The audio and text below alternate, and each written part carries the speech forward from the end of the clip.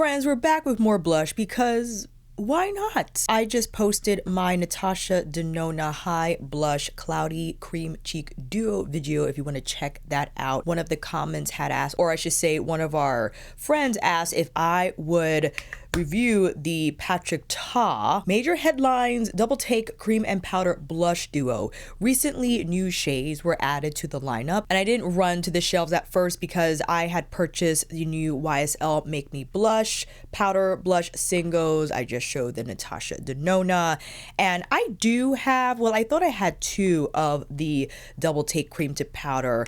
I originally bought, I think it was a peachier shade, but I think I gave it away, but I kept She's So LA, which is like a bronzy rose shade, and decided to buy She's Seductive, which is a warm mauve rose. We'll get to another set of swatches with better lighting in a minute, but just to go over the instructions here, because Patrick Ta duos house both a cream and powder product for the same shade, and I understand the appeal behind it because now the user has flexibility with how they wish for their blush to appear. It says here under the directions, for a sheer look and dewy glow, dab and blend the cream formula on cheeks. For a soft airbrush finish, sweep the powder onto the apples of the cheeks with the fluffy powder brush. For the ultimate color payoff, layer the cream formula over the powder for a glossy, dimensional look. On the footage, I think I applied the powder first, which definitely has a heartier serving of color, and the cream portion has more of like that desaturated rose. And I wanted to swatch She's Seductive against Fresh Mauve from the Natasha Denona High Blush Duo. And interesting, which I predicted, that Patrick Ta shade, despite it being described as a warm mauve rose, takes on more of a desaturated look to the color, which is what I wanted. Surprisingly, and I had expressed this again in my Natasha Denona video, I thought Fresh Mauve was more of a pink rose mauve on the more warmer side of the spectrum, I guess pinky side in terms of color, whereas She's Seductive definitely is more of like that actual desaturated mauve that I wanted to buy because I thought that was a color that I didn't quite own. But I was looking through my Rare Beauty liquid blushes, Hope for instance, and let's see here, Believe. These are kind of mauvey in nature, and I said, you know what, She's Seductive is pretty. And in terms of the texture, also, I think why these duos are popular is because the cream is quite easy to apply. It has more of a slip to it versus Natasha's texture. Natasha's texture, I think what is represented in the name Cloudy, it has more of like a cushiony feel to the texture, whereas Patrick Ta has more of like a slip-like feel to the consistency, but it is easy to apply as I pop this cream on with my BK Beauty 115 brush. Let me double check, 116, my apologies. It applies evenly, it doesn't have a fragrance to it, and I thought the color, well, I think the color is nice on my complexion. Again, it's more of a subdued mauve, which I like for every day, or if I wanted to sport an overall rosier look to my, if I wanted to apply, let's say, for instance, retro on my eyes. And when you combine both products, both the cream and the powder, you definitely get a more robust serving of color without the skin appearing heavy. And again, I think that is a testament to the I keep forgetting the name, so many names in this one product, the Double Take Cream Powder Duo, where you can successfully layer a cream over a powder, or even if you do it vice versa, I believe it will be a smooth blend on the cheeks and will not appear heavy whatsoever. One of our friends asked if I was going to buy the red shade that not only is sold out online but in store, and red is pretty for sure, and I have some red moments in my blush collection, but it's not a shade that I wear often because it is vibrant, and a shade I will probably reserve for spring, summer. Very rarely would I slap on a red blush for winter, but you can, right? There are no rules in makeup, and you know, even though in marketing they would label something as summer friendly or winter friendly, winter look, summer look, you could wear whatever you want throughout the year. But that red, I feel, will be intense, and you know, I will have to be in a certain mind frame for it, but who knows down the road, maybe I'll end up buying it during another Sephora sale event, or if Patrick Ta runs his own sale on the website, who knows. But then I decided to pick up two other items. And if you hear the background, my pops is rehearsing for a gig, so I didn't want to disturb that. So if you can, you know, just bear with me with the background noise, I appreciate it, family. I decided to pick up the Yves Saint Laurent Make Me Blush 12-Hour Blurring Liquid Blush, which released before the Blurring Blush Powder.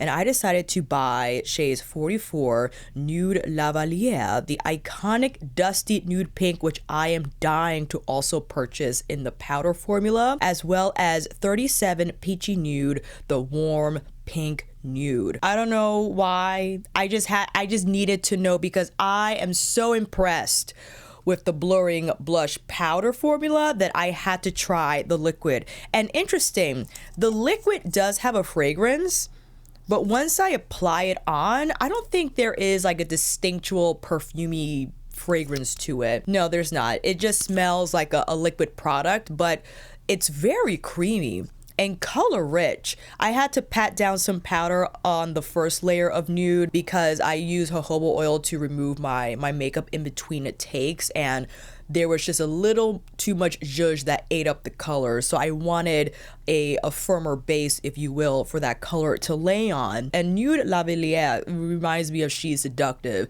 Definitely rosy, but a little desaturated and more on like the mauve rose neutral side of things. I like how it looks on me. I think it's pretty, and this is what I have on now on this side. And in terms of the texture, for it to be a liquid blush product, again, it's smooth on the application, even, and the colors are just gorgeous. And something I admire from YSL in comparison to the Natasha Denona release, where I had said it's just a lot of pink and not of anything else, whereas the YSL lineup, not only for their liquid formula, but now their powder formula, just far more comprehensive.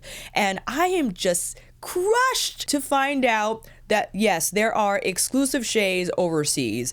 The Coral Haze shade that I was talking about in my original YSL video that I thought I saw but did not see in or on the product page when purchasing, but you all had told me like, yes, those shades exist, but not in the States. They got the lavender shade, a rose haze shade, the coral shade. Oh my goodness.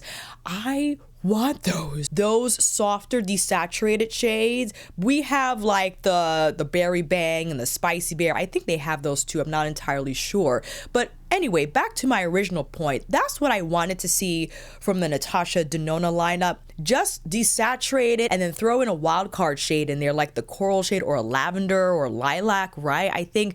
I personally think she would do well with those shades with this formula because it's a hit. I love it to death. Yes, I think the fresh mauve shade is more of like a rose on me, but I adore the product consistency, how easy it is to apply. But continuing on, 37 Peachy Nude from the Yves Saint Laurent Blurring Liquid Blush. And I have the corresponding powder shade here, which I could plop on if you want to see just more color intensity. My goodness. This shade is just one of my favorites. Again, it says here a warm pink nude, but it's like a pink terracotta. It's absolutely gorgeous. And compared to the Nude Lavalliere, I think they both do well on my complexion. They serve different purposes. I can get away with either of just slapping them on and not having an additional makeup, where I could just have the brows, maybe mascara if I want to go there, a soft lip balm of sorts, and be done. I think I look fresh face, I look together, right? I don't have to go beyond this point, and I attribute this look to these types of shades, which I naturally gravitate towards. You can't go wrong with just like a softer warm pink or a desaturated rosy mauve, despite how many other blush colors are out there. And now having the Natasha Denona on standby, the YSL, I think I should be good for now because I'm looking at my Auric face palette, right,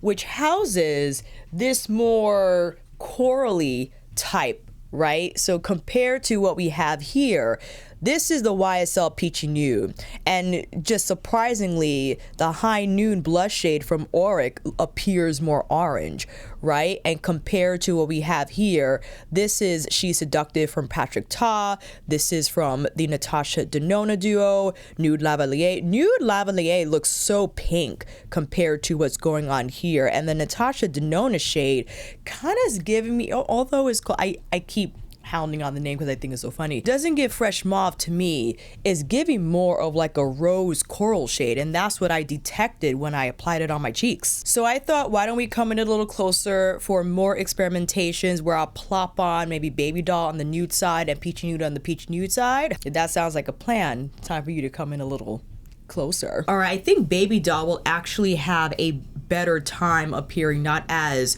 white based on my complexion if I have the nude shade underneath, and I'm just taking it here more on the center of my face for that brightening effect that it has. Oh, wrong side. And that's pretty. I like that. I think it has, you could create a softer gradient if you have Babydoll. And actually, let me hop over to the product page here. I think Babydoll is one of the shades that sold out. Yes, yes, yes. Babydoll sold out, Restless Rose sold out, and Spicy Berry, of course. The Nude Lavalliere shade has not yet. That's the iconic dusty pink satin. I wonder how that will look with the liquid version, but let's pounce on the Peachy Nude powder on top of the liquid Peachy Nude, and I'll just very lightly, because this is a soft powder, you got a lot of pickup, so I'm starting here in the hollows and then bringing the rest down over the center of my face. And I think it is quite successful layering the YSL powder over the liquid blush. It doesn't look heavy on the skin. It has a little bit of brightening, or more of like a sheen left behind.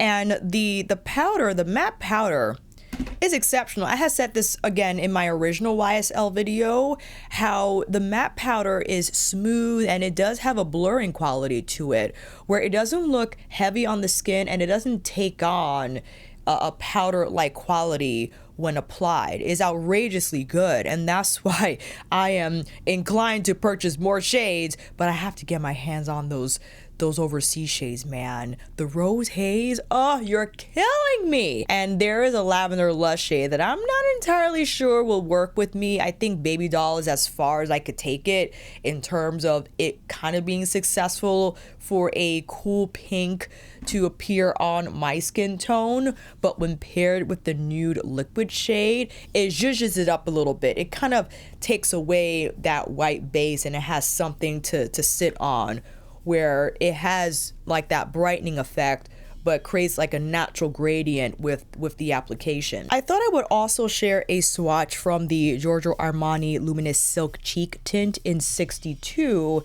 and let me quickly pull up the product page on Sephora to grab the shade description, because I thought this was more of a unique shade as well, why I picked it up. 62 is a delicate mauve dusty rose shade, and I'll quickly swatch this against the rest here. Kind of reminds me of the nude shade from YSL, but you see YSL is more of a rose tone, and definitely you can detect more mauve from the Giorgio Armani shade. So I wiped off the YSL and I thought I would go in with another demo showing She's Seductive. She's so seductive. She's Seductive from Patrick Ta. Again, the warm mauve rose. Interesting. And we can apply the cream first, so just so you can see what the cream is doing by itself, and then I can do the cream over powder layering on the other side. So we'll tap on or take some here, and this is a very easygoing color for me on my complexion, as you saw again from the stills, but just wanted again to take it for another ride. And it definitely has, I think, in my opinion, this has a little more slickness to it and purposefully doesn't have the same amount of color payoff as the Natasha cream duos do, because the cream duo is just a duo where you have the powder product here to enhance the color. So that way the cream cheek color has somewhere to go. If you already start strong, if you layer the powder on top, it's probably like a lot. So that is the main difference. And also it does leave behind more of like that sheen effect on my skin anyway, because I again use the jojoba oil to remove makeup in between, but I think it's quite nice. But just so you can see what the powder is doing, let me double check to make sure, over the powder. But we'll go over or apply the powder here on this side, and the powder definitely has more of like a rosier tint to it.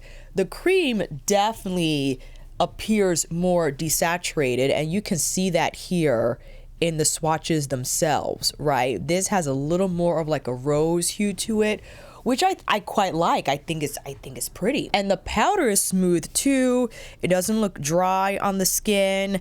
I do feel the YSL matte is a little more blurring in my opinion.